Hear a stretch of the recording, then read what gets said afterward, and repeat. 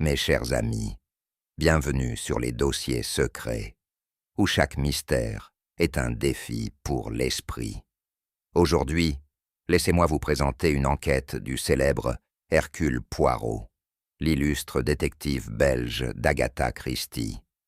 Avec ses petites cellules grises en action, il est prêt à résoudre une affaire des plus intrigantes.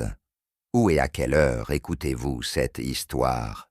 Dites-le moi en commentaire. Et si c'est votre première visite, abonnez-vous pour découvrir encore plus d'enquêtes passionnantes. Prenez place et voyons si vous pourrez suivre ces brillantes déductions. Commençons. Chapitre 1. Le marié disparu. L'air du matin était vif tandis qu'Hercule Poirot s'installait confortablement dans son fauteuil, une tasse de chocolat chaud fumante à ses côtés.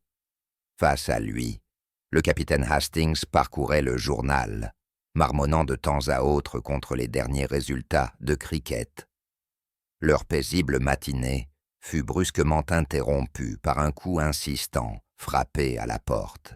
« Mon ami », murmura Poirot en posant sa tasse, « ceci est un coup frappé par la détresse. » Effectivement, lorsque la porte s'ouvrit, une femme vêtue d'une robe élégante mais légèrement froissée se tenait là, les mains gantées, tremblantes. Lady Eleanor Whitcomb était une femme d'une grande prestance, mais ce matin-là, son visage était marqué par l'inquiétude. « Monsieur Poirot » haleta-t-elle, « vous devez m'aider, le fiancé de ma fille. Il a disparu. » Les sourcils de Poirot se haussèrent légèrement. « Disparu, madame ?» Volatilisé, sans laisser de traces. Ce matin devait être leur mariage, et pourtant... Elle porta une main à sa poitrine. Charles Latimer, mon futur gendre, s'est évaporé. Aucun mot, aucune explication. Béatrice est effondrée. Hastings se pencha en avant. Peut-être a-t-il simplement pris peur au dernier moment. Lady Eleanor secoua la tête avec force. « Non, c'est autre chose. Il y a quelque chose de terriblement anormal. » Poirot joignit les doigts avec soin. « Très bien, madame, dites-moi tout. » Installée dans le bureau de Poirot, Lady Eleanor raconta avec précision les événements des dernières 24 heures. « Le mariage devait avoir lieu à 11 heures ce matin, » dit-elle. « Mais lorsque Béatrice est allée voir Charles à son hôtel, il avait disparu. » Poirot hocha la tête. « Et ses affaires? Toujours là. Son costume, ses effets personnels. Même sa bague de fiançailles. Le personnel de l'hôtel affirme qu'il n'a pas quitté l'établissement cette nuit-là. C'est comme s'il avait cessé d'exister. » Hastings fronça les sourcils. « Quelqu'un a bien dû le voir. » Lady Eleanor pinça les lèvres. Seulement des souvenirs vagues. Un groom l'a vu entrer dans sa chambre hier soir, mais personne ne l'a vu en sortir. Cela n'a aucun sens. Poirot se pencha légèrement, observant avec attention chaque geste de Lady Eleanor. « Dites-moi, madame, que savez-vous réellement de ce Charles Latimer ?» Elle hésita. « Il est, ou plutôt était, un homme d'affaires. Il a rencontré Béatrice grâce à Roger Sinclair, son témoin. »« Ah !» murmura Poirot. « Et que savez-vous de sa famille? De son passé ?» Lady Eleanor détourna brièvement le regard. « C'est là que réside la plus grande étrangeté. Il parlait très peu de son histoire. Aucune famille ne s'est jamais manifestée. Et à présent, nous sommes incapables de retrouver la moindre trace officielle de son existence. » Poirot échangea un regard avec Hastings. « Un homme qui disparaît dans la nature, » murmura-t-il. « Fascinant. » Plus Poirot enquêtait sur Charles Latimer, plus son cas devenait mystérieux. « Aucun dossier ?» répéta Hastings, tandis qu'il montait dans un taxi en direction de l'hôtel. « Aucun, » confirma Poirot. « Pas de certificat de naissance, pas de document d'emploi, aucune trace administrative avant sa rencontre avec mademoiselle Béatrice. Poirot croisa les bras. « Mon cher Hastings, cela ne vous semble-t-il pas extraordinaire ?» Hastings hocha lentement la tête. La plupart des hommes laissent forcément des traces derrière eux. Précisément. Et pourtant, ce Charles Latimer ne laisse que des ombres. Arrivés à l'hôtel, le directeur les accueillit avec une nervosité palpable. « Monsieur Latimer ?» répéta-t-il, mal à l'aise. « Oui, il était bien ici, chambre 406. Mais... » Il s'arrêta un instant, baissant la voix. « Aucun de mes employés ne semble capable de se souvenir clairement de lui. Certains disent qu'il était brun, d'autres le décrivent blond. C'est étrange, monsieur Poirot. » Poirot acquiesça lentement. Étrange, en effet. Ils montèrent jusqu'à la chambre 406, où Poirot examina minutieusement les affaires de Latimer. « Ses bagages sont ici, et pourtant il n'est pas là. » Hastings soupira. « Encore une affaire de chambre close ?» Poirot secoua la tête. « Non, mon ami, une mascarade. » D'un geste délicat, Poirot déplia une lettre trouvée sur la table de chevet.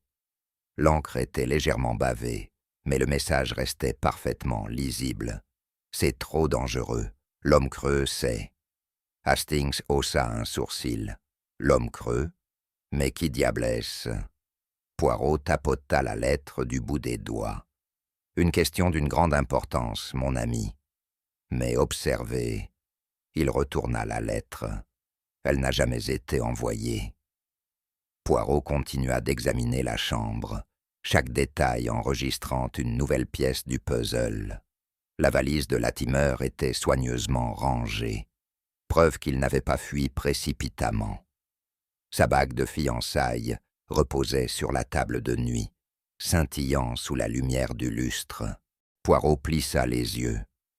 Et pourtant, pourquoi laisser derrière lui une bague destinée à sa future épouse? Hastings croisa les bras. Le trac du mariage, après tout? Poirot secoua la tête. Non, non. Un homme peut fuir un mariage indésirable, mais il n'efface pas entièrement son existence, à moins qu'il n'y ait une raison bien plus obscure. Un coup discret à la porte interrompit ses pensées. Une femme de chambre entra, hésitante. Elle baissa la voix. « Je viens de me souvenir de quelque chose. » Poirot lui fit signe de poursuivre. Elle déglutit. « Hier soir, je l'ai aperçue parlant à une femme. » Poirot redressa légèrement la tête. « Une femme ?» Elle hocha la tête. Elle portait un voile noir. Les yeux de Poirot brillèrent. Une femme voilée, et que lui a-t-elle dit? La femme de chambre hésita. « Je n'ai entendu qu'un seul mot, monsieur. » Elle l'a appelé Jean. Poirot hocha la tête, son esprit déjà en train de tisser les fils de l'énigme. « Ah, maintenant, nous commençons à comprendre. » Poirot examina attentivement la photographie. La posture de la femme suggérait une certaine familiarité, une intimité, une amante, une complice. Il se tourna vers Hastings. « Mon ami, n'est-ce pas étrange? Cet homme qui n'existe pas, sauf sur une photo avec une femme que personne ne connaît. » La voix de Béatrice trembla. « Vous pensez qu'il lui est arrivé quelque chose de terrible, n'est-ce pas ?» Poirot ne répondit pas immédiatement. Au lieu de cela, il tapota le bord de la photographie du bout des doigts. Puis, enfin, il déclara d'un ton posé « Ma chère mademoiselle, je crois que Charles Latimer n'a jamais existé. » Poirot se tenait dans le couloir faiblement éclairé de l'hôtel, effleurant distraitement sa canne du bout des doigts. Face à lui, le directeur de l'établissement, un homme maigre aux cheveux clairsemés, se tordait nerveusement les mains. « Messieurs, commença-t-il d'un ton hésitant, je vous assure que M. Latimer était bien ici. Il est arrivé il y a 3 nuits, et s'est toujours comporté en véritable gentleman. » Poirot hocha la tête. « Alors, Vous vous souvenez de son apparence, oui? L'homme ouvrit la bouche, puis hésita. Eh bien, il était grand, je crois. Non, peut-être de taille moyenne. Brun ou non. Attendez, peut-être blond. Oh mon Dieu! Hastings fronça les sourcils. Vous plaisantez? Votre personnel ne se souvient pas clairement d'un homme qui a séjourné ici? L'un après l'autre, les employés furent interrogés. Le groom affirma que Latimer portait une moustache. La femme de chambre, elle, jura qu'il était rasé de près. Un portier déclara qu'il parlait avec un accent français. Un autre soutint qu'il était américain. Poirot poussa un soupir. « Messieurs, nous avons ici une situation fort étrange. Un homme qui existe et qui pourtant n'existe pas. » Le directeur, blême, se tordait les mains. « Je ne comprends pas, monsieur Poirot. Je l'ai vu de mes propres yeux. » La voix de Poirot se fit douce, mais implacable. « Non, monsieur. Vous avez vu l'homme que vous étiez censé voir. » Un silence pesa sur la pièce, et cela fait toute la différence. Roger Sinclair s'agita sur sa chaise, tapotant nerveusement son genou du bout des doigts. Athlétique, impeccablement vêtu, il avait l'air d'un homme préférant être ailleurs. « Je ne vois pas pourquoi cette conversation est nécessaire, » grommela-t-il. « Charles est mon ami. Il ne disparaîtrait pas comme ça. » Et pourtant, il l'a fait, répliqua Poirot. « Dites-moi, monsieur, depuis combien de temps connaissez-vous Charles Latimer ?» Roger hésita. « Quelques années. » Les yeux de Poirot se plissèrent légèrement. « Quelques années. Lady Eleanor a mentionné 6 mois. Ce n'est pas la même chose. » Roger déglutit. « Eh bien, je veux dire, nous n'étions pas proches au début. » Hastings l'observait attentivement.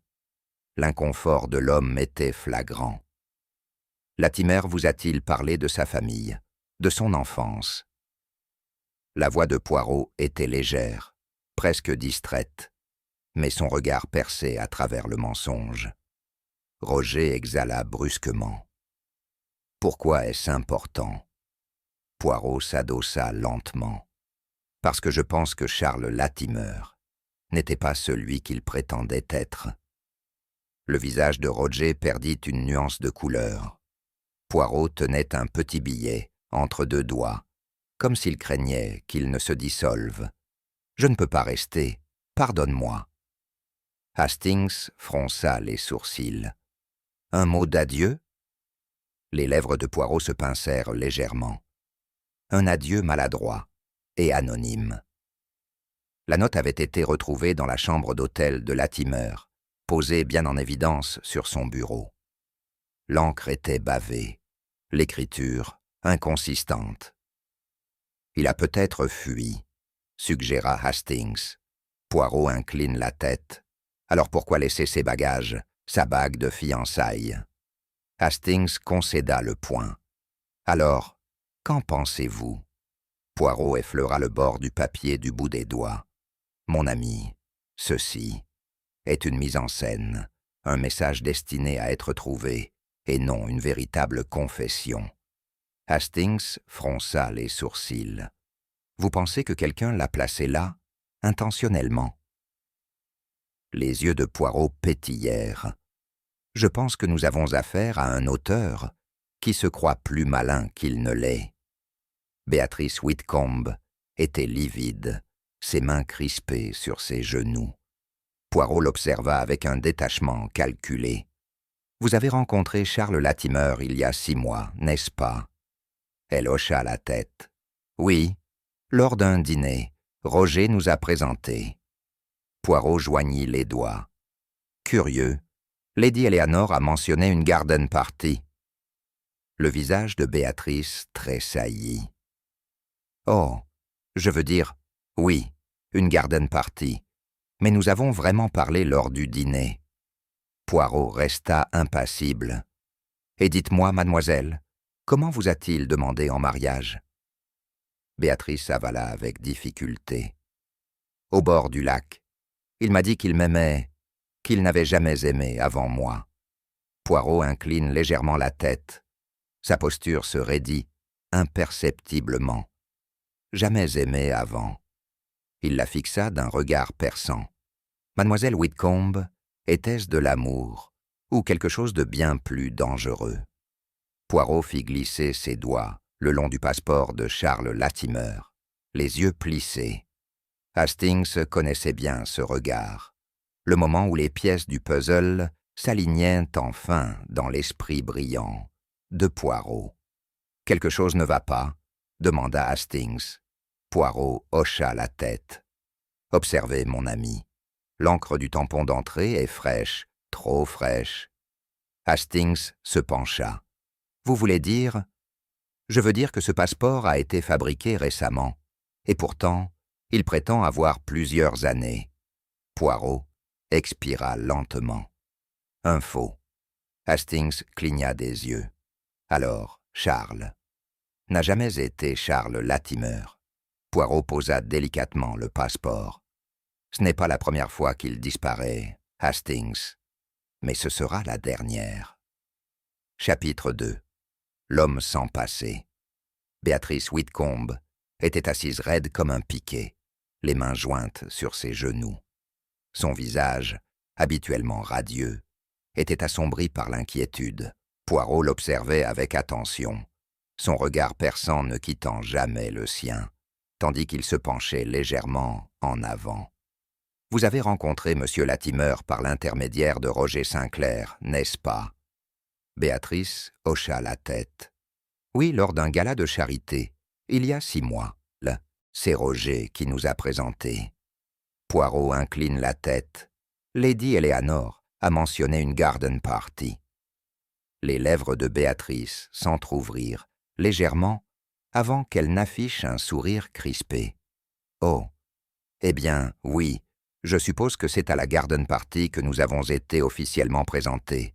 Mais c'est au gala que nous avons vraiment appris à nous connaître. » En effet, les doigts de Poirot tapotèrent rythmiquement son genou. « Et que vous a-t-il dit sur son passé? A-t-il parlé de sa famille ?» Elle hésita.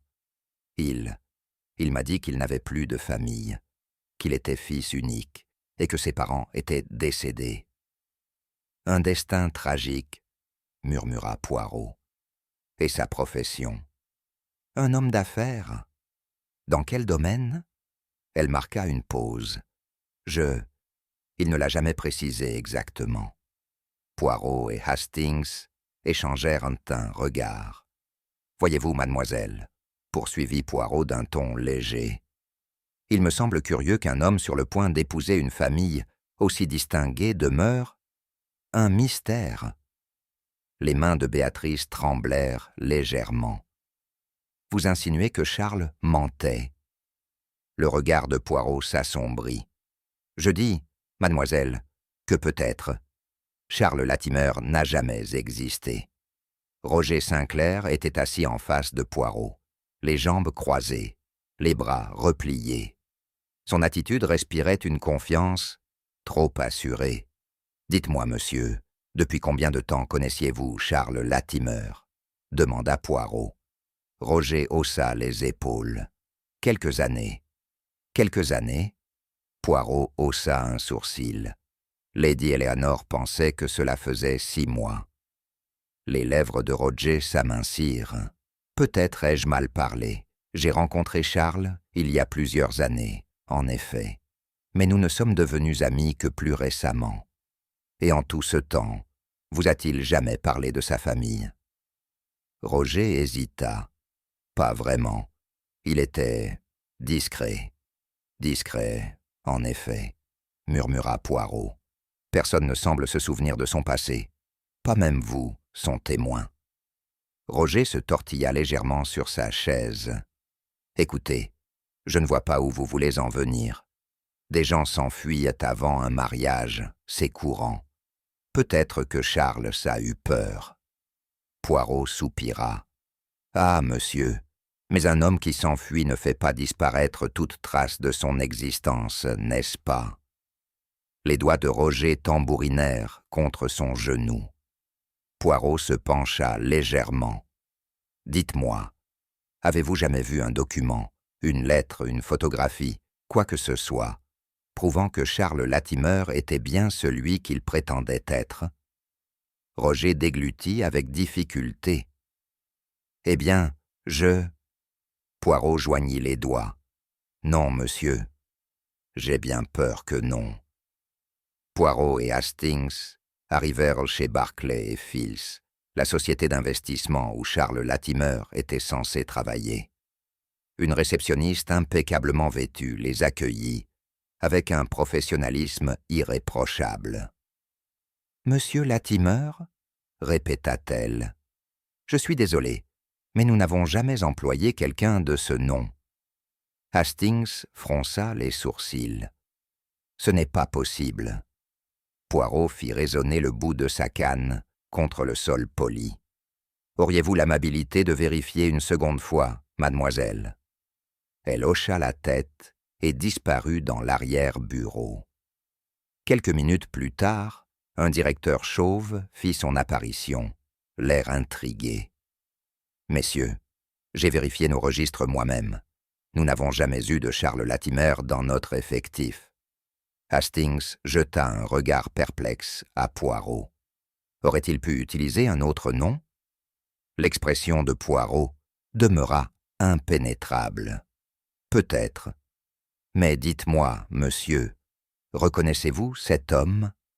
Il tendit au directeur une photographie de Charles, prise lors de la fête de fiançailles. L'homme l'examina, puis secoua la tête.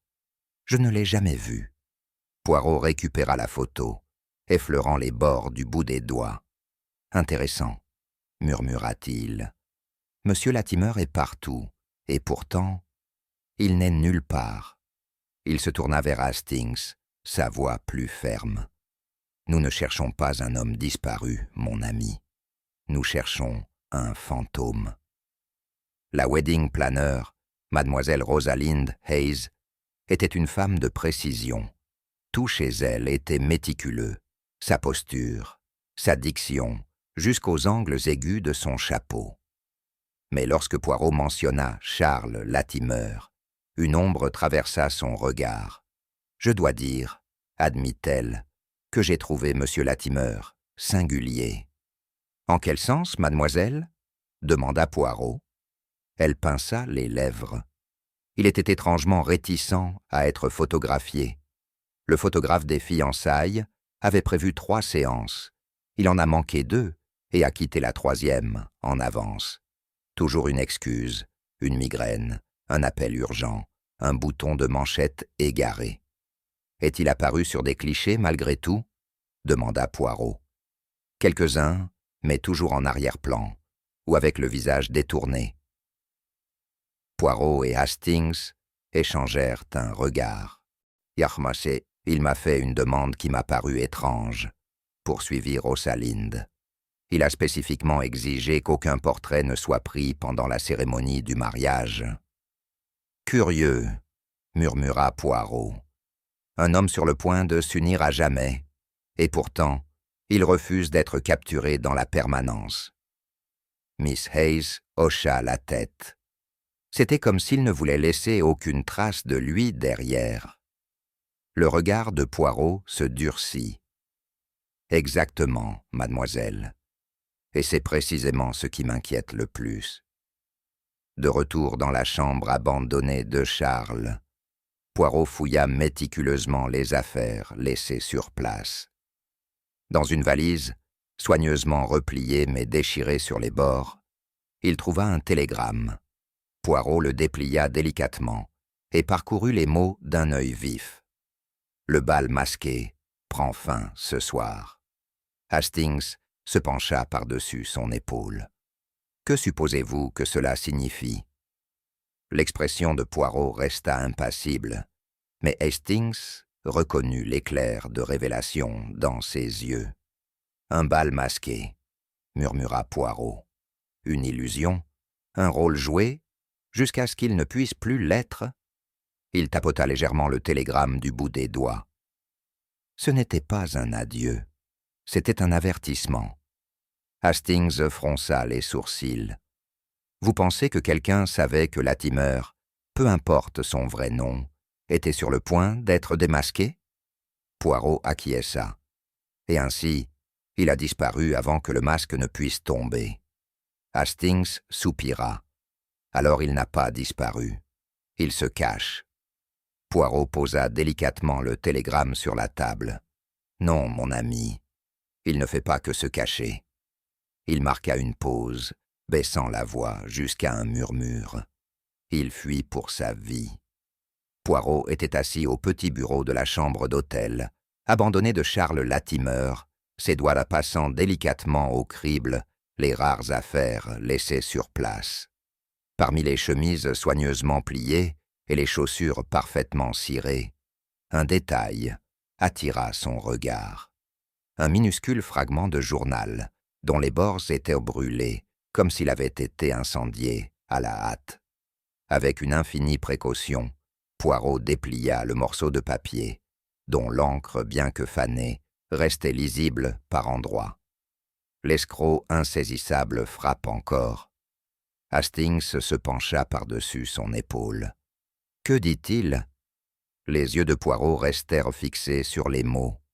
Il fait référence à un escroc insaisissable qui a encore frappé. Mais hélas, le reste a été réduit en cendres. Hastings fronça les sourcils. Vous pensez que Charles... Poirot expira lentement. Non, mon ami. Je pense que Charles Latimer était un nom soigneusement choisi, et que l'homme qui l'a porté était prêt à brûler son passé pour effacer toute trace de trahison. Il tapota les bords noircis du papier. Mais dites-moi, Hastings, pourquoi brûler seulement une partie du journal? Hastings hésita. Peut-être a-t-il été interrompu. Poirot hocha la tête. Ou peut-être, mon cher, a-t-il gardé le reste? Son expression s'assombrit. Et cela voudrait dire qu'il ne comptait pas disparaître. Il comptait fuir. La femme de chambre de l'hôtel se tenait nerveusement devant Poirot, tordant le bord de son tablier entre ses doigts. « Je ne savais pas si je devais parler, » avoua-t-elle. Poirot incline la tête. « Mademoiselle, ce sont souvent les choses que nous hésitons à dire qui sont les plus importantes. » La jeune femme avala péniblement sa salive. Il était tard, presque minuit. Je terminais ma ronde quand j'ai vu M. Latimer quitter sa chambre. Il retrouvait quelqu'un, une femme. La voix de Poirot resta douce, mais ferme. Décrivez-la. Elle portait un voile noir, de longs gants. Je n'ai jamais vu son visage, mais elle lui parlait en français. L'expression de Poirot ne changea pas. Et que lui a-t-elle dit? La femme de chambre hésita. Je n'ai saisi que quelques mots. Elle a dit « Il faut partir avant qu'il ne soit trop tard. » Hastings plissa le front. Que signifie cela? Le regard de Poirot resta impénétrable. Cela signifie « Nous devons partir avant qu'il ne soit trop tard. » La femme de chambre frissonna. Puis elle lui a tendu une enveloppe, et après cela, il était parti. Poirot tapota légèrement sa canne. « Merci, mademoiselle, vous nous avez été d'une aide précieuse. » Il se tourna vers Hastings. « Il semble, mon ami, que Charles ne faisait pas que partir. Il était averti. » De retour dans leur suite, Poirot disposa devant lui les documents de Charles Latimer. Un passeport, un registre bancaire, des notes manuscrites, autant de pièces d'un puzzle qui attendaient d'être assemblées. Regardez ici, Hastings. Poirot désigna la signature de Charles sur différents documents. Remarquez-vous quelque chose? Hastings plissa les yeux. Elles ont l'air identiques. Poirot secoua la tête. Non, elles se ressemblent, oui, mais elles ne sont pas identiques. Il tapota le registre. Cette signature est précise, délibérée. » Puis, il pointa une autre page. « Mais celle-ci, l'angle est différent. La pression est irrégulière. » Hastings fronça les sourcils. « Que voulez-vous dire ?» Poirot s'adossa lentement, joignant les doigts. « Je veux dire, mon ami, que nous n'avons pas affaire à un seul Charles Latimer. » Hastings le fixa. « Vous pensez que ces signatures ont été falsifiées ?» Poirot esquissa un sourire énigmatique. « Pas falsifiées, Hastings, mais écrites par un homme habitué à signer sous plusieurs noms. Un homme qui vivait derrière de nombreux masques. » Il désigna le passeport. « Et ceci, l'encre du tampon est fraîche, trop fraîche. » Hastings souffla. « Un faux. » Poirot hocha la tête. « En effet. Et maintenant, Hastings, il nous faut poser la seule question qui compte. Qui était Charles Latimer avant d'être Charles Latimer ?» Poirot reporta son attention sur le fragment de journal brûlé. Le texte est en français. On mentionne escroc insaisissable. Et maintenant, une femme parlant français, pressant Charles de fuir. Hastings se frotta le menton. « Vous pensez qu'il est lié à un crime en France ?» Poirot hocha lentement la tête. « Pas seulement lié, mon ami. Je crois qu'il était l'homme qu'il cherchait. » Hastings eut un haut-le-cœur. Alors ce n'était pas une simple histoire de fiançailles rompues. La voix de Poirot s'adoucit. « Non, Hastings, c'était le fil d'un mensonge savamment tissé, qui commence à se défaire. » Il posa le journal sur la table. « Et nous allons tirer sur le dernier fil. » Poirot ramassa le télégramme trouvé dans les affaires de Charles. « Le bal masqué prend fin ce soir. » Il expira doucement. « Un bal masqué, Hastings. Une illusion, un spectacle. » Hastings remua sur sa chaise, mal à l'aise. « Et maintenant ?» Les yeux de Poirot brillèrent. « Maintenant, mon ami, nous devons découvrir qui jouait quel rôle. » Il se leva, ajustant ses poignets de chemise. Car lorsqu'un bal masqué prend fin, son regard s'intensifia. Les masques doivent tomber. Chapitre 3. La femme, au voile noir Poirot, était plongée dans une profonde réflexion, le bout des doigts, pressés l'un contre l'autre. « Une femme au voile noir, Hastings, » murmura-t-il. « Une femme qui rencontre notre monsieur Latimer la veille de sa disparition, lui parle à voix basse, puis disparaît à son tour. » Hastings se pencha en avant. « Et vous pensez qu'elle détient la clé de toute cette affaire ?» Le regard de Poirot s'aiguisa. « Mais bien sûr. Un homme ne disparaît pas sans raison. Il doit craindre quelque chose, ou quelqu'un. » Grâce à des recherches minutieuses, Poirot retrouva la trace de la femme en question. Elle était liée à une résidence privée sur Park Lane. Le nom attaché au bail. Madame Geneviève Moreau. Hastings haussa un sourcil. Ça sonne français. Poirot esquissa un sourire. « Ah, mon ami, vous déduisez avec la rapidité d'une tortue, mais vous déduisez tout de même. » Ils arrivèrent à la maison de ville, où un majordome les reçut avec une réticence à peine dissimulée. « Madame Moreau ne reçoit pas de visiteurs, » déclara-t-il d'un ton sec. La moustache de Poirot tressaillit. « Ah, mais voyez-vous, elle recevra Hercule Poirot. » Le majordome hésita. « Et si elle refuse ? » ?»« Alors j'attendrai, » déclara Poirot en franchissant le seuil. « Car, mon cher ami, lorsqu'une femme se cache, c'est qu'elle a quelque chose à cacher. » Un instant plus tard, une voix douce retentit depuis l'intérieur. « Laissez-les entrer. » Madame Geneviève Moreau était une femme à la présence troublante, même assise dans le salon faiblement éclairé. Son voile sombre dissimulait son visage, mais à travers la fine dentelle, Poirot aperçut des yeux intelligents et méfiants. Vous êtes très persévérant, monsieur Poirot, dit-elle, son accent délicat mais maîtrisé. Poirot incline légèrement la tête. Madame, la persévérance n'est que la patience en mouvement. Elle expira doucement. Je suppose que vous êtes ici pour Charles. Ah, vous admettez donc le connaître. Geneviève hésita, puis hocha lentement la tête. Oui, mais je ne sais pas où il est.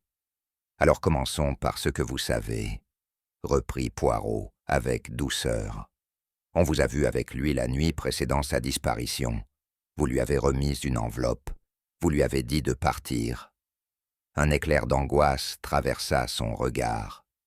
J'essayais de le sauver. Hastings se redressa. Le sauver de quoi? Geneviève joignit ses mains gantées. De lui-même. Les yeux de Poirot pétillèrent. Madame, je crois bien que c'est la première vérité que vous dites aujourd'hui. Elle baissa le regard. Il était en danger, monsieur Poirot, mais pas de la manière dont vous l'imaginez. La voix de Poirot était douce mais ferme. Alors, éclairez-moi, madame. Poirot posa une petite photographie sur la table entre jeux. Elle représentait Charles Latimer, prise lors de sa réception de fiançailles. Geneviève eut un sursaut à peine perceptible. « Vous le reconnaissez ?» observa Poirot. Elle ne répondit pas. « Madame, il n'y a pas de honte à dire la vérité, » poursuivit Poirot. « Et pourtant, votre silence en dit long. » Ses mains tremblèrent légèrement. « Je ne peux pas parler de lui. »« Vous ne pouvez pas ?» Poirot haussa un sourcil. « Ou vous n'osez pas ?» Geneviève déglutit. « Vous ne comprenez pas. Il y a des gens impliqués, des gens puissants. » Hastings fronça les sourcils. « Vous insinuez que Charles était mêlé à quelque chose d'illégal ?» Geneviève laissa échapper un petit rire amer. « Charles Latimer. » Elle planta son regard dans celui de Poirot. Ce n'a jamais été son vrai nom. Poirot hocha lentement la tête. « Et quel était-il, madame ?» Ses lèvres s'entr'ouvrirent, mais aucun mot n'en sortit. Poirot l'observa attentivement. « Vous avez peur. » Geneviève expira brusquement. « J'ai peur de ce qui arrive lorsque le passé refuse de rester enterré. » Poirot croisa les mains. « Madame, le passé ne s'enterre jamais de lui-même, et d'expérience, il n'est jamais aussi mort qu'on le souhaiterait. » Ses yeux s'échappèrent vers la porte, comme si elle craignait d'être écoutée. « Vous ne devriez pas être ici, monsieur Poirot. Vous vous mêlez d'une affaire qui vous dépasse. » Poirot se contenta de sourire. « C'est précisément ce qui m'intrigue, madame. » Hastings fit les 100 pas. « Poirot, allons-nous vraiment croire que Charles, peu importe son vrai nom, était traqué par une conspiration ?» Poirot réfléchit. « Peut-être pas une conspiration, mais un danger, oui. » Grâce à ses contacts, Poirot découvrit que Geneviève Moreau était arrivée à Londres depuis Paris seulement quelques jours avant le mariage. Une coïncidence troublante. Hastings fronça les sourcils. Elle a dit qu'elle voulait le sauver. Mais de quoi? Poirot joignit les doigts. De lui-même, a-t-elle dit, mais aussi de son passé. Il tapota le bureau du bout des doigts. Une femme ne quitte pas Paris aussi précipitamment sans raison. Et cette raison, Hastings, prend souvent la forme de la nécessité ou de la peur. Un télégramme des autorités françaises arriva cet après-midi-là, confirmant les soupçons de Poirot. Geneviève Moreau avait été discrètement surveillée pour ses liens avec un célèbre escroc. Hastings lut le nom à voix haute, Jean-Luc Martel. L'expression de Poirot resta neutre. Un maître de la tromperie, du charme, de la réinvention. Hastings expira lentement. « Et vous pensez ?»« Je ne pense pas, mon ami. » Poirot prit la photo de Charles Latimer et tapota légèrement l'image. « Je sais. Il leva les yeux vers Hastings. Monsieur Jean-Luc Martel n'a pas disparu. Poirot posa un doigt sur la photo. Il est juste devant nous. Hastings pâlit. Mais qui? Poirot se leva, ajustant ses manchettes. C'est précisément ce que nous devons découvrir. Il se tourna vers la porte. Venez, Hastings, le bal masqué est terminé. Voyons maintenant qui attendait lorsque le masque est tombé. Poirot tenait un télégramme entre ses mains, son expression impassible. Il était arrivé ce matin-là, en provenance de son contact de confiance dans la police française. Hastings observait attentivement, scrutant les moindres réactions de son ami. « Eh bien ?» insista Hastings. Poirot expira lentement. « Mon ami, le nom de Charles Latimer n'existe dans aucun registre officiel en France. » Il tapota le télégramme du bout du doigt. « En revanche, le nom de Jean-Luc Martel, lui, existe bel et bien. » Hastings fronça les sourcils. « Jean-Luc Martel ?» Poirot hocha la tête. Un escroc notoire, recherché pour avoir orchestré des fraudes sophistiquées à travers Paris. Un maître de la tromperie, toujours insaisissable. La description correspond parfaitement à notre fiancé disparu. Hastings secoua la tête, incrédule. Alors Charles Latimer n'était qu'un autre de ses alias? Précisément. Poirot posa le télégramme sur la table. Réfléchissez, Hastings. Un homme sans passé, une aversion pour les photographies, un témoin incapable de dire depuis combien de temps il le connaît. Notre monsieur Latimer n'était jamais destiné à survivre au jour du mariage. Hastings passa une main dans ses cheveux. Alors quel était son plan? Les lèvres de Poirot s'étirèrent en un sourire énigmatique. « Ah, Hastings, c'est ce que nous devons découvrir. Et je soupçonne que Madame Moreau détient la pièce manquante. » Le visage de Geneviève Moreau était livide. Ses doigts tremblaient alors qu'elle portait un verre d'eau à ses lèvres. Poirot l'observait attentivement. « Vous le connaissiez ?» dit-il doucement. Elle hocha la tête, crispée. « Oui, mais pas sous le nom de Charles Latimer. » Un souffle tremblant s'échappa de ses lèvres. « Non. » Poirot se pencha en avant. « Alors sous quel nom le connaissiez-vous, madame ?» Sa gorge se serra, comme si elle tentait d'avaler une vérité amère. « Je ne peux pas le dire. »« Vous ne pouvez pas, » murmura Poirot. « Ou vous ne voulez pas. » Elle secoua la tête avec force. « Vous ne comprenez pas, monsieur Poirot. Il y a des choses qu'il vaut mieux ne jamais prononcer à voix haute. » Le regard de Poirot resta impassible. « La peur est une chose puissante, madame. Mais le silence est bien plus dangereux. » Elle tressaillit. « Je l'ai connu sous le nom de... » Elle s'arrêta net, son regard s'échappant vers la porte, comme si elle s'attendait à ce que quelqu'un surgisse à tout moment. Non, cela n'a plus d'importance. Poirot secoua la tête. Cela a une importance capitale. Sa voix était ferme, mais dénuée de dureté. Parce que peu importe le nom que vous lui donniez autrefois, madame, c'est la raison pour laquelle il a disparu. Les mains de Geneviève se crispèrent en poing. Vous ne comprenez pas. Si je prononce son nom, je suis une femme morte. Poirot incline légèrement la tête. Alors je vous pose cette question, madame. Qui est-ce que vous craignez réellement? Ce soir-là, une lettre arriva au domaine des Whitcomb, portant le cachet d'une poste internationale. Elle était adressée à Lady Eleanor et signée par un certain Émile Latimer, prétendant être l'oncle perdu de Charles. Poirot examina la lettre, traçant les lettres du bout des doigts. « Ah !» murmura-t-il. « Quelle maladresse !» Hastings fronça les sourcils. « Vous voulez dire qu'elle est fausse ?» Poirot posa la lettre avec précaution. « Pas simplement fausse, Hastings.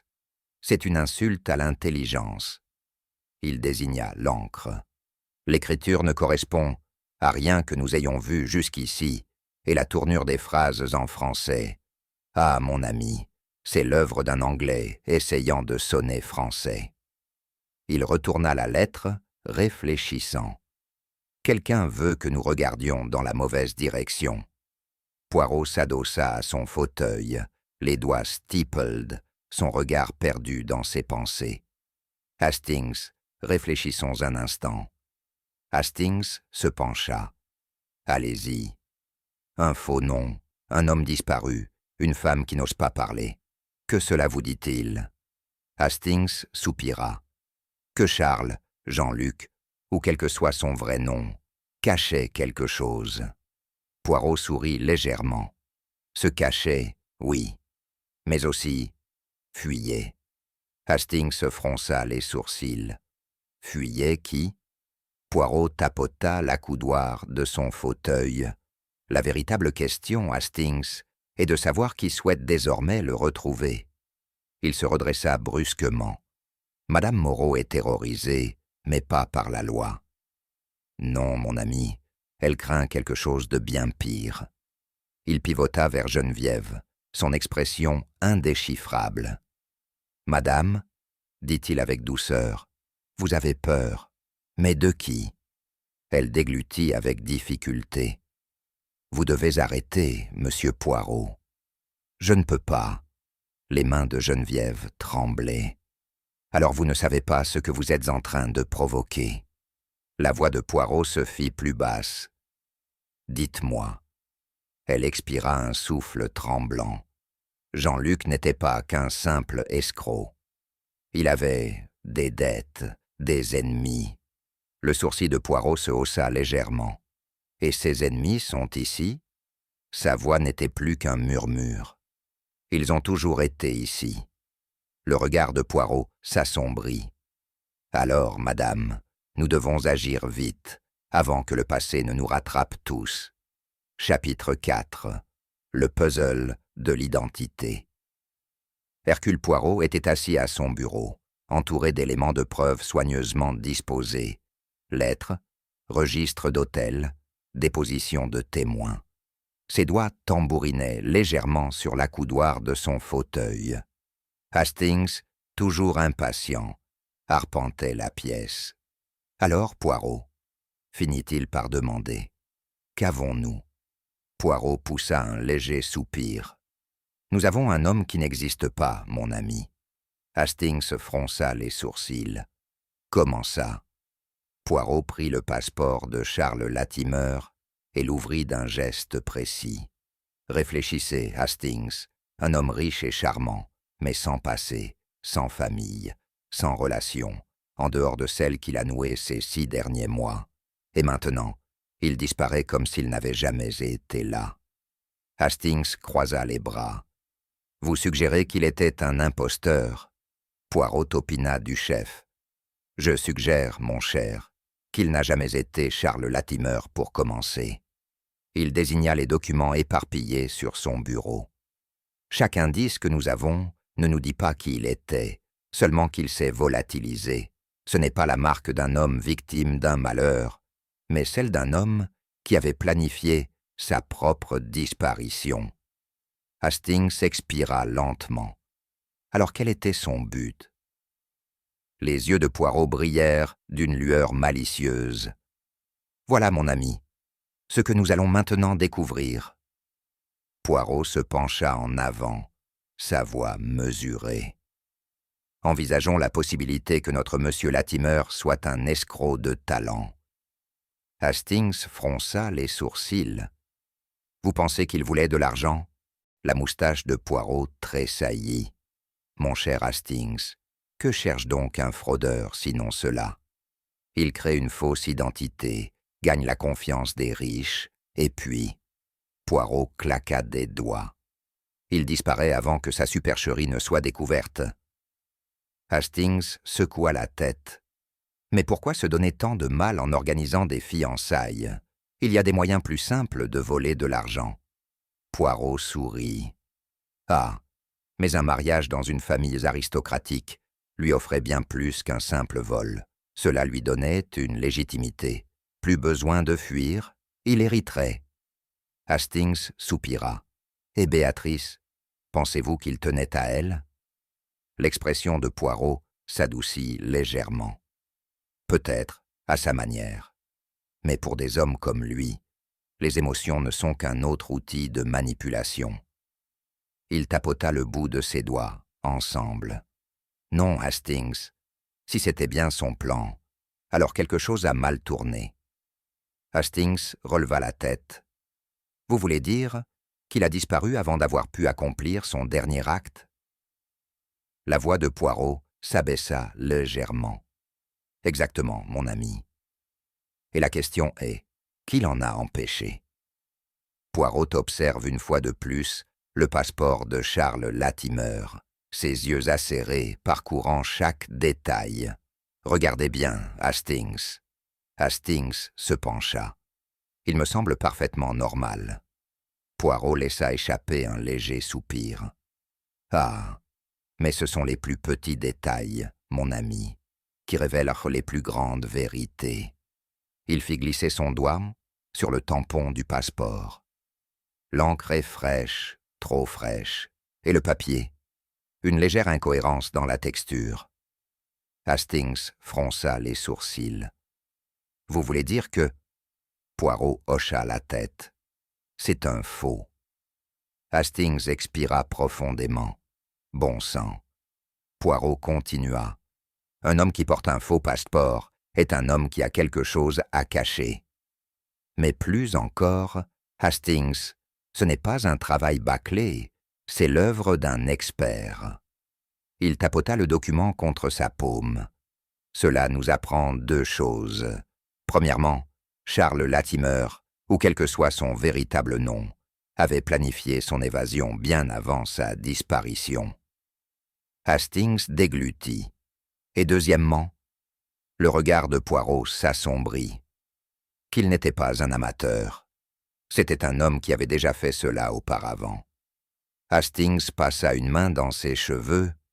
Alors la vraie question n'est pas seulement où il est allé, mais qui il était avant d'arriver ici. Poirot hocha la tête. Exactement, mon ami. Poirot tourna son attention vers un dernier document, l'acte de dot de Béatrice Whitcomb. Ses yeux affûtés analysaient les chiffres. Hastings fronça les sourcils. Vous pensez que la dot a un rapport avec sa disparition? Poirot hocha la tête. Regardez bien, mon ami. La somme promise lors du mariage, 50 000 livres sterling. Hastings laissa échapper un sifflement. C'est une fortune. Poirot sourit. En effet. Et pour un homme avec une fausse identité, un prix des plus tentants. Hastings secoua la tête. Alors c'était son plan depuis le début? Épouser Béatrice, récupérer la dot et disparaître? Poirot joignit ses doigts. C'est une possibilité. Mais, Hastings, un escroc ne disparaît pas avant d'avoir sécurisé son butin. Pourquoi fuir avant le mariage? Hastings hésita. À moins qu'il n'ait eu peur? Poirot hocha la tête. Précisément. Il ne fuyait pas la justice, mais quelque chose, ou quelqu'un, de bien plus dangereux. Il expira lentement. Et maintenant, Hastings, nous devons nous demander, qui avait intérêt à arrêter un homme comme Charles Latimer? Hastings fronça les sourcils. La police? Poirot secoua la tête. Non. Si c'était la police, il aurait été arrêté. Non, Hastings, celui qui l'a stoppé, ne voulait pas qu'il soit retrouvé. Un silence s'installa. Puis, Poirot murmura, presque pour lui-même. Et c'est bien cela qui m'inquiète le plus. Poirot était assis dans son bureau, une collection d'articles de journaux et de rapports de police étalés devant lui. Ses yeux parcouraient rapidement le texte, ses doigts tapotant légèrement contre son menton. Hastings, penché au-dessus de son épaule, laissa échapper un sifflement. « Vous voulez dire que tous ces cas concernent des fiancés disparus ?» Poirot hocha la tête. « Pas seulement des fiancés, Hastings. Des escrocs, des imposteurs, des hommes qui promettaient richesse et amour avant de s'évaporer comme de la brume. Il désigna un article, Jean-Luc Moreau, fiancé à une jeune héritière à Lyon, disparu la veille du mariage. Un autre, Jacques Delacroix, marié à une riche veuve à Nice, disparu 2 mois plus tard avec ses bijoux. Poirot posa enfin son doigt sur le dernier article. Et ici, Charles Latimer. Le nom change, mais l'homme reste le même. Chapitre 5. Le piège est tendu. Hastings expira. Alors, il a déjà fait cela auparavant. Oui, mon ami, de nombreuses fois. Poirot s'appuya contre son fauteuil. Et il l'aurait fait encore, si quelque chose n'avait pas mal tourné. Hastings fronça les sourcils. Mais qu'est-ce qui a mal tourné? La voix de Poirot se fit plus basse. C'est bien là la question, n'est-ce pas? Ses yeux brillèrent. Car pour la première fois, M. Latimer n'a pas disparu de son propre chef. Poirot plaça une liste soigneusement rédigée devant Hastings. Observez, mon ami. Hastings parcourut les noms. Toutes ces dames, toutes ces femmes, ce sont celles qu'il a abandonnées. Poirot hocha la tête. Des fiancées ruinées. Certaines déshonorées, d'autres en faillite, mais toutes trompées. Hastings secoua la tête. Et personne ne l'a jamais arrêté? Poirot eut un petit sourire. Ah, mais voyez-vous, c'est là tout son génie.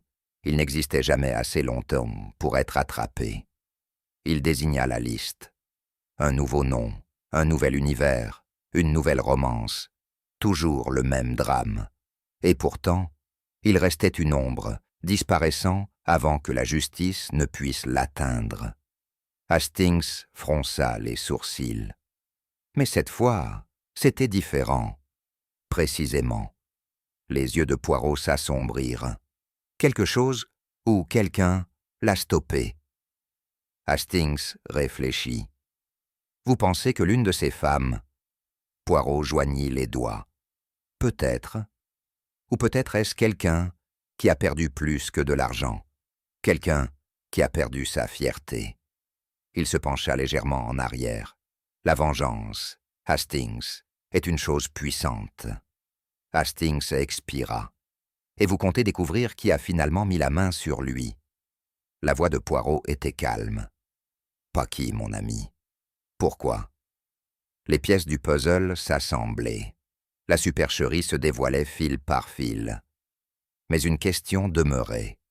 Poirot se leva, ajustant ses manchettes. Ce n'est pas la première fois qu'il disparaît, Hastings. Hastings l'observa attentivement. Mais ce sera la dernière. Poirot hocha lentement la tête. Oui. Hastings fronça les sourcils. Vous pensez qu'il est encore en vie? Poirot hésita. Si c'est le cas, cela ne durera pas longtemps. Hastings se raidit. Vous voulez dire? La voix de Poirot se fit grave. Il y a la justice, Hastings. Et puis il y a la rétribution. Je crains qu'il n'ait rencontré la seconde. Hastings expira. Alors nous devons le retrouver avant qu'il ne soit trop tard. Les lèvres de Poirot se pincèrent. Exactement. Il prit son chapeau et sa canne. Venez, mon ami. Nous avons un fantôme à traquer. Poirot était plongé dans une profonde réflexion, les doigts joints devant lui. Face à lui, Hastings l'observait avec impatience. Alors, Poirot, lança-t-il, si Charles, ou quel que soit son vrai nom, a disparu si complètement, comment pouvons-nous le faire sortir de sa cachette? La moustache de Poirot tressaillit, en lui faisant croire qu'il a déjà été retrouvé. Hastings fronça les sourcils. Je ne suis pas sûr de comprendre. Poirot se pencha en avant. Nous devons créer une petite illusion, mon ami. Une rumeur. Un murmure qui se propage juste assez pour l'inquiéter. Hastings hocha lentement la tête. Et que voulons-nous exactement qu'il pense? Que le passé l'a finalement rattrapé, déclara Poirot simplement. Hastings expira. Et comment allons-nous faire cela? Le regard de Poirot s'affûta. Nous allons annoncer au monde que Charles Latimer ou Jean-Luc Martel est revenu à Londres. Hastings cligna des yeux. Mais c'est un mensonge. Poirot sourit, bien sûr. Mais la tromperie, Hastings, est un jeu qui se joue le mieux contre ceux qui en sont maîtres. Hastings soupira. Et s'il ne mord pas à l'hameçon? Poirot se leva, ajustant ses manchettes. Ah, mais voyez-vous, mon ami, ce n'est pas Charles qui réagira en premier, ce sont ceux qui craignent son retour. Le lendemain matin, Poirot mit son plan à exécution. Par des enquêtes discrètes dans les clubs privés, les hôtels et les cercles mondains, une rumeur commença à se répandre. Charles Latimer avait été aperçu à Londres. Un ancien valet prétendit l'avoir vu près de Mayfair. Un chauffeur de taxi affirma l'avoir déposé à Charing Cross. D'abord, anodines, ces rumeurs gagnèrent rapidement les bonnes oreilles. Hastings secoua la tête alors qu'ils s'installaient à leur tableau habituel au White's Club. C'est incroyable, Poirot. Il n'a pas été vu du tout, et pourtant, la moitié de Londres croit à son retour. Poirot sirota son thé. Parce que la peur, mon ami, n'a pas besoin de preuves, seulement de suggestions. Hastings fronça les sourcils. Vous attendez-vous à ce que Charles lui-même réagisse? Poirot secoua la tête. Non, ce n'est pas lui qui paniquera. Ce sont ceux qui ont une raison de craindre son retour. Et, comme prévu, dans la journée, Poirot apprit que Geneviève Moreau avait reçu un message anonyme et qu'à peine 1 heure après l'avoir lu, elle avait fait ses valises. Poirot posa sa tasse. Ainsi, Hastings, notre premier pion vient de bouger. Lorsque Poirot et Hastings arrivèrent à la résidence de Geneviève Moreau, son majordome supervisait le chargement frénétique de ses bagages dans une calèche. Poirot haussa un sourcil. « Ah, madame, vous partez bien précipitamment. » Geneviève se retourna brusquement, le visage pâle. « Monsieur Poirot, je n'ai pas de temps à perdre avec vos questions. » « Vraiment ?» La voix de Poirot était douce. « N'est-ce pas curieux qu'hier encore, vous n'aviez aucune intention de quitter Londres ?» Ses mains se crispèrent. « Elle se redressa. « J'ai des affaires urgentes à Paris. » Hastings croisa les bras. « Laissez-moi deviner. Vous avez reçu un message disant que Charles Latimer était de retour. » Son souffle se coupa. « Je ne sais pas de quoi vous parlez. » Poirot s'approcha d'un pas, sa voix basse, mais implacable. « Madame, la peur est une chose sincère. Elle révèle plus qu'elle ne cache. » La posture de Geneviève vacilla. « S'il est de retour, alors je dois partir. » Poirot incline légèrement la tête. « Et pourquoi donc, madame? Parce que vous l'avez trahi, ou parce que vous craignez qu'il ne révèle la vérité ?» Ses yeux s'égarèrent vers la calèche. « Je n'ai plus rien à vous dire, monsieur Poirot. » La voix de Poirot se fit tranchante. « Alors permettez-moi de parler pour vous. Vous ne fuyez pas, Charles.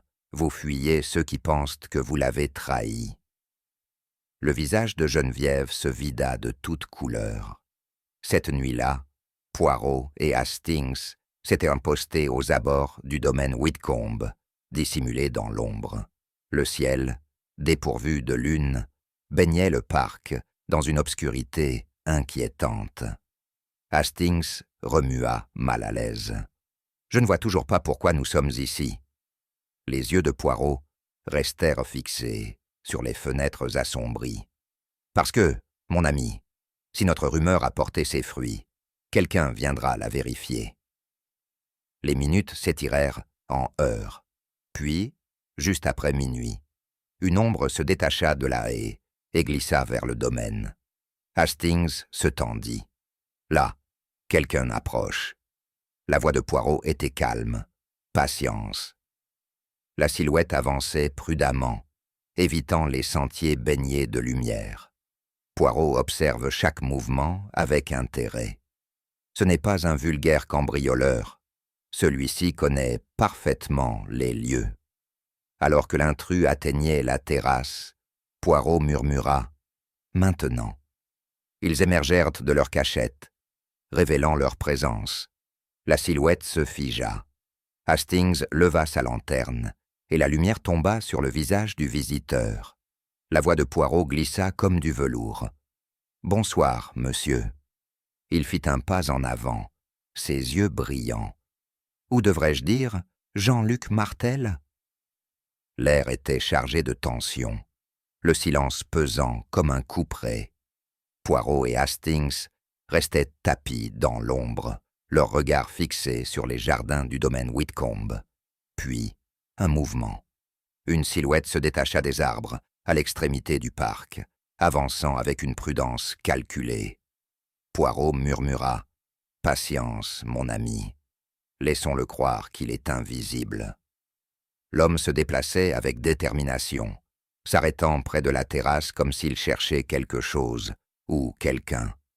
Poirot scruta chaque détail, les pas mesurés, les regards furtifs par-dessus l'épaule, l'attitude indéniable d'un homme qui craint d'être observé. Hastings se tendit. Qu'est-ce qu'il cherche? La voix de Poirot n'était qu'un souffle, une preuve peut-être, un message, ou la certitude que la rumeur est fausse. L'inconnu hésita devant les porte-fenêtres, testant la poignée. Hastings serra les poings. « On intervient » Poirot leva la main. « Pas encore. » L'intrus se raidit soudain, comme s'il percevait une présence invisible. Puis, dans un élan de panique, il s'élança vers les jardins. Poirot soupira. « Et maintenant, mon ami, si vous voulez bien. » Hastings bondit. Hastings se lança à la poursuite de la silhouette fuyante, son souffle formant des volutes dans l'air glacé. L'homme était rapide, trop rapide, se faufilant entre les haies comme un habitué de l'évasion. Hastings jura, manquant de glisser sur l'herbe humide. « Revenez ici, espèce de diable !» Devant lui, la silhouette tourna brusquement, disparaissant derrière un vieux chêne. Hastings accéléra, son cœur battant à tout rompre. Mais lorsqu'il franchit l'arbre, rien. Il s'arrêta net, haletant. Le jardin était silencieux. Le brouillard s'enroulait autour des troncs, effaçant toute trace de mouvement. La voix de Poirot s'éleva derrière lui, posée. Il s'est volatilisé, je présume. Hastings pivota, frustré. Cet homme file comme un fantôme. Poirot lissa ses gants. Ah, mais les fantômes ne reviennent pas là où ils ont peur d'aller. Et pourtant, notre visiteur est revenu. Hastings expira. Vous pensez qu'il va tenter à nouveau? Les yeux de Poirot brillèrent. Il n'en a pas fini, mon ami. Tant qu'il croira que son secret est intact. Hastings fronça les sourcils. Alors, que faisons-nous maintenant? Poirot sourit. Nous attendons. La mascarade n'est pas encore terminée.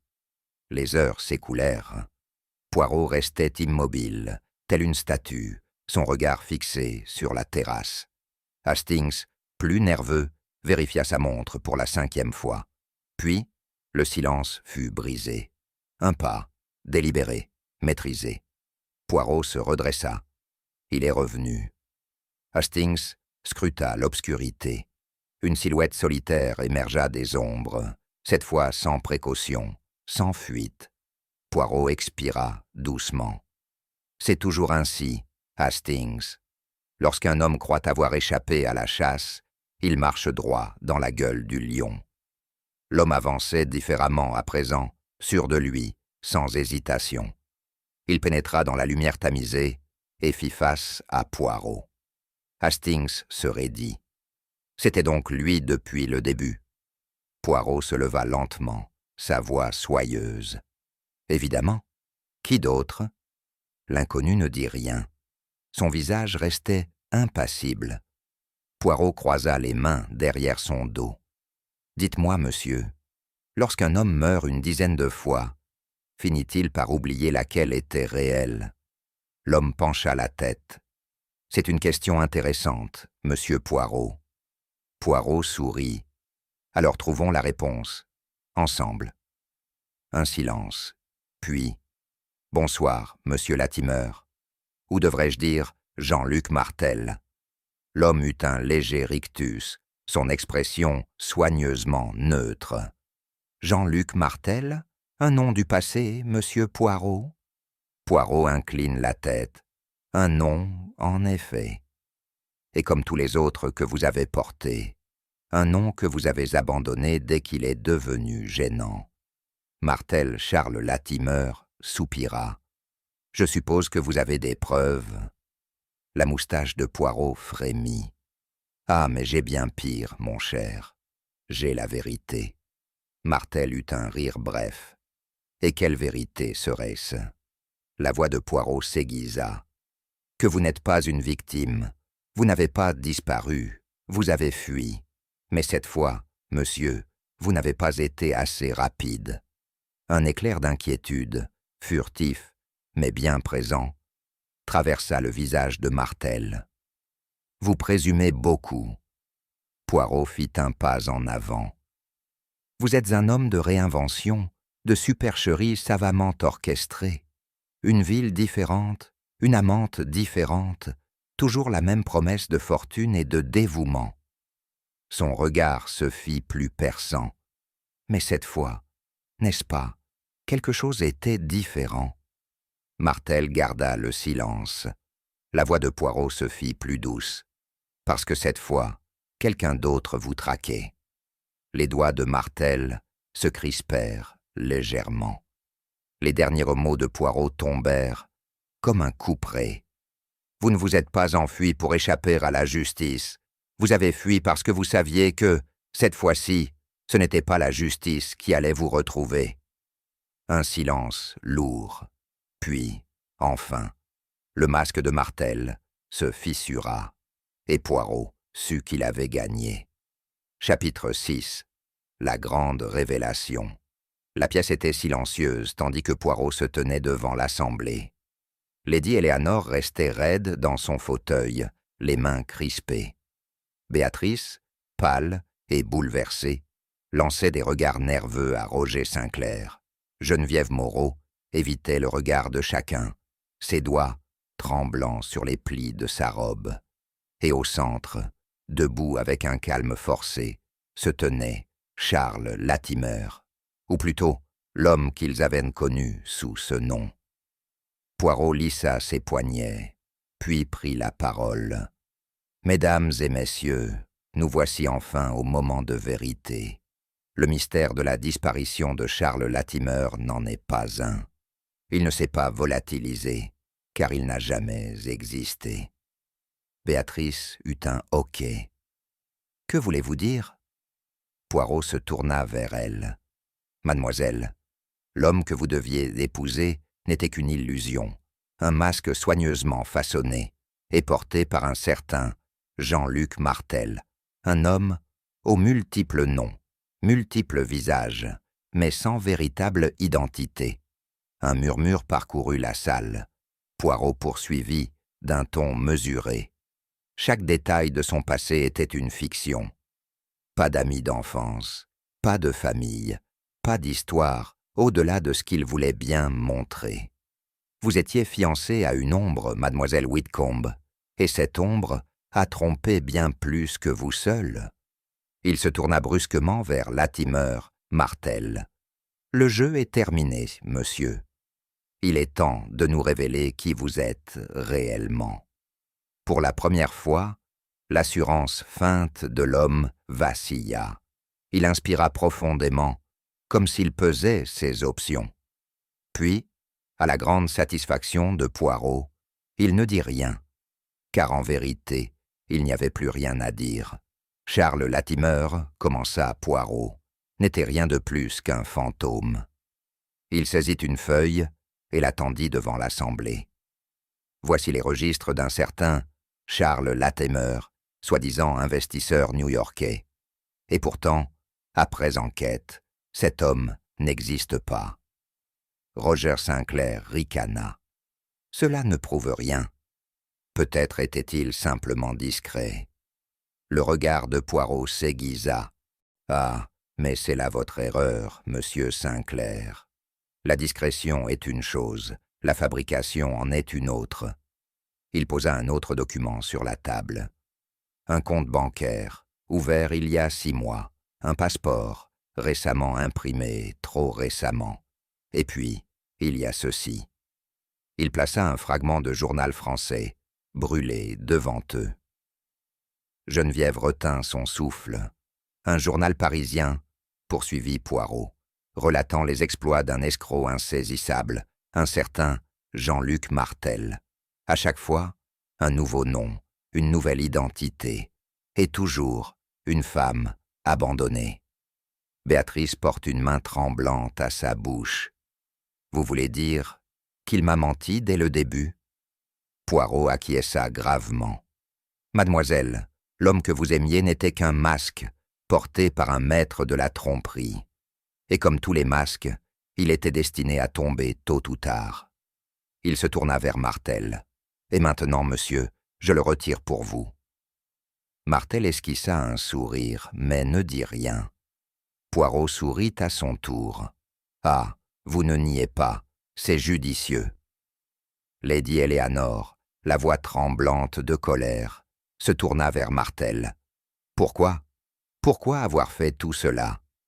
La moustache de Poirot frémit. Ah, madame, car un simple vol n'aurait pas suffi. Non, non, Monsieur Martel est un artiste de l'illusion. Son plan était bien plus subtil. Martel inclina légèrement la tête, amusé. J'ai hâte d'entendre votre théorie, Poirot. Poirot esquissa un léger sourire. Mais bien sûr, permettez-moi d'éclairer votre lanterne. Il joignit les mains. Voyez-vous, Monsieur Martel n'avait jamais l'intention d'épouser mademoiselle Whitcomb. Ce n'était jamais son véritable objectif. Son plan était de disparaître avant le mariage, laissant derrière lui un mystère qui entrait votre famille, Lady Eleanor, pendant des années. Béatrice sursauta. Mais pourquoi? Poirot soupira. Parce que le mystère engendre le désespoir, mademoiselle. Et le désespoir pousse les hommes et les femmes à payer cher pour le silence. Roger Sinclair serra la mâchoire. Du chantage. Poirot hocha la tête. Exactement.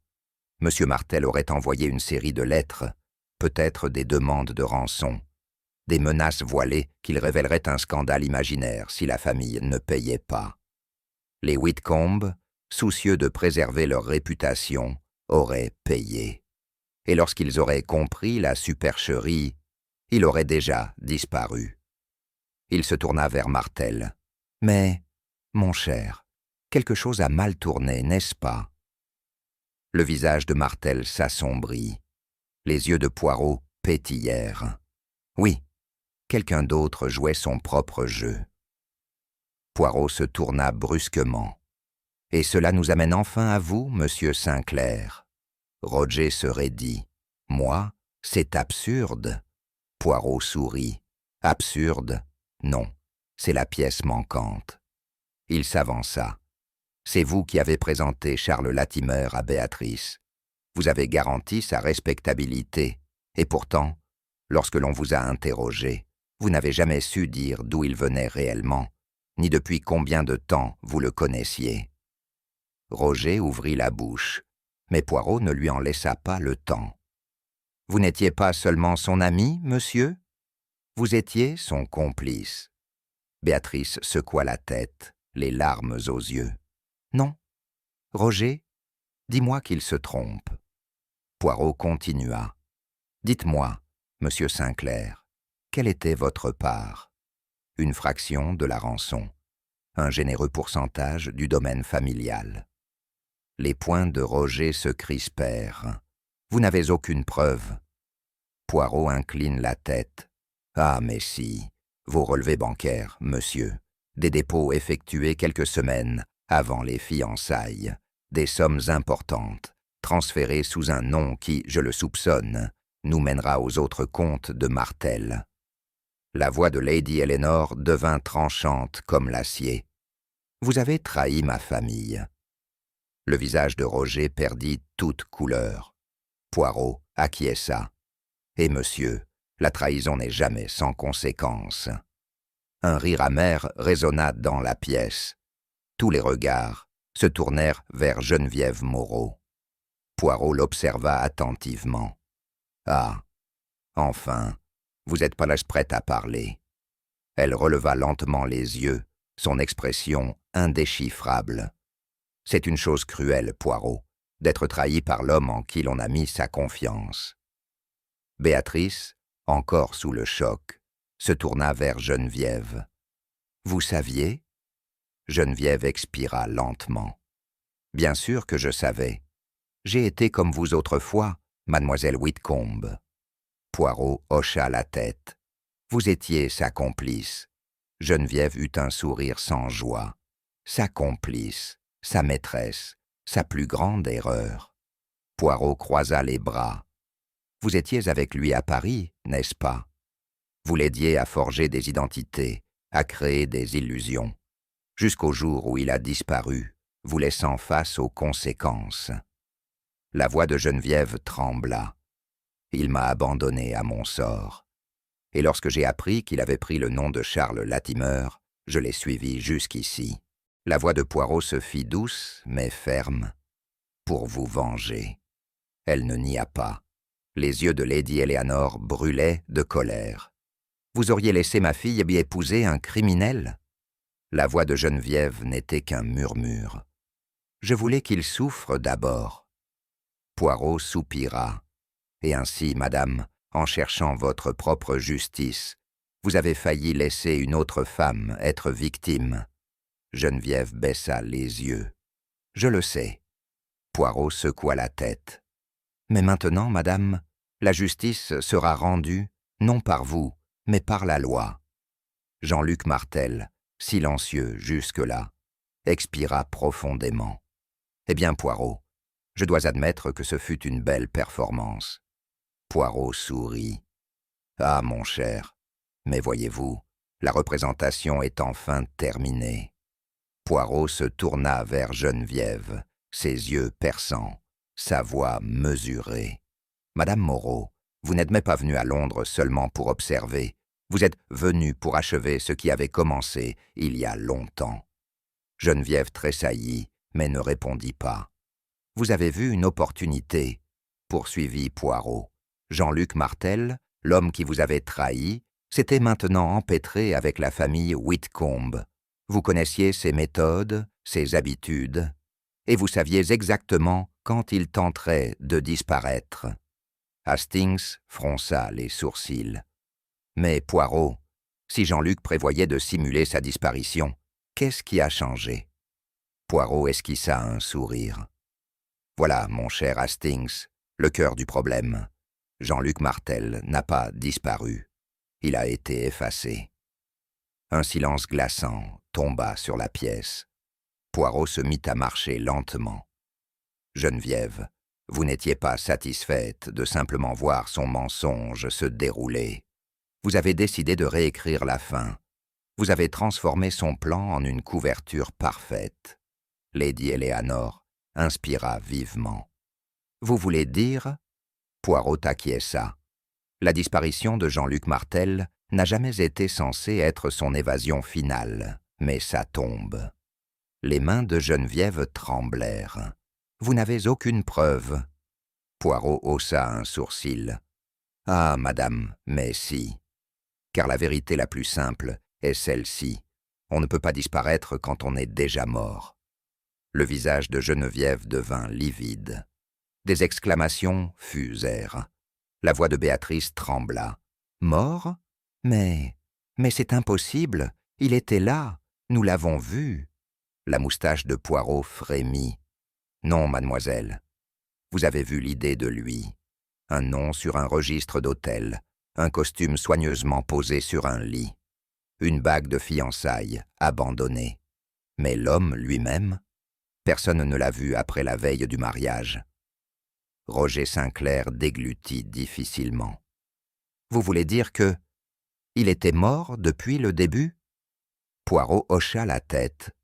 Exactement. Il se tourna vers Geneviève.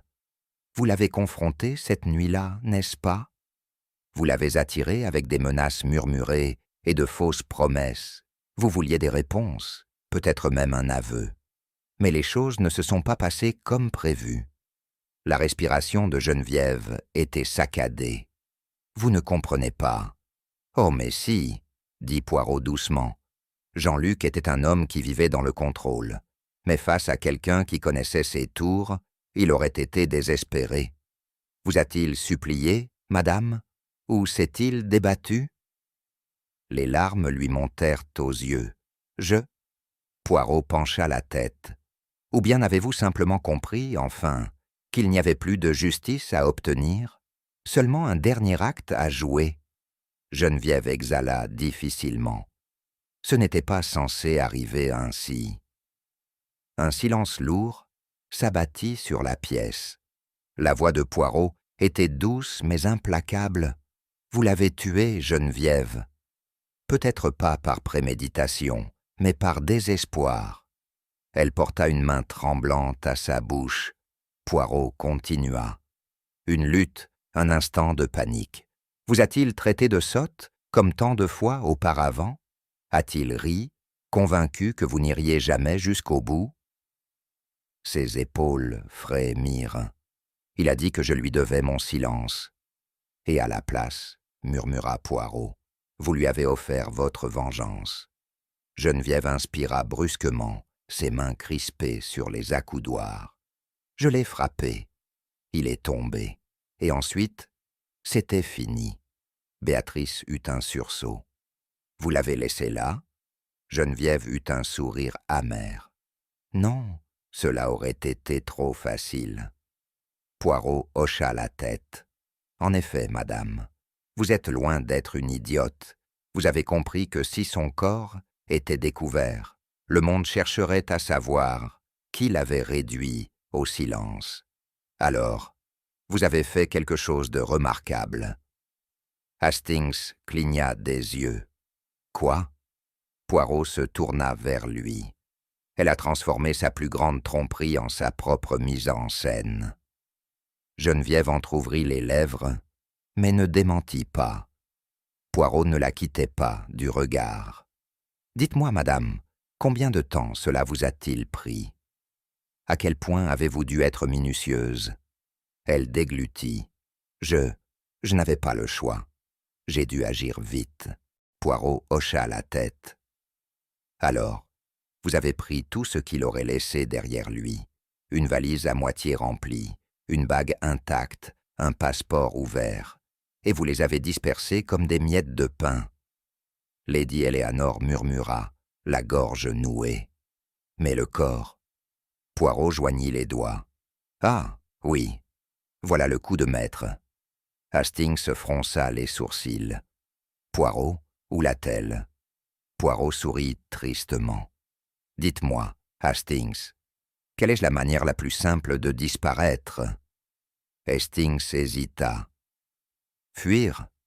Poirot secoua la tête.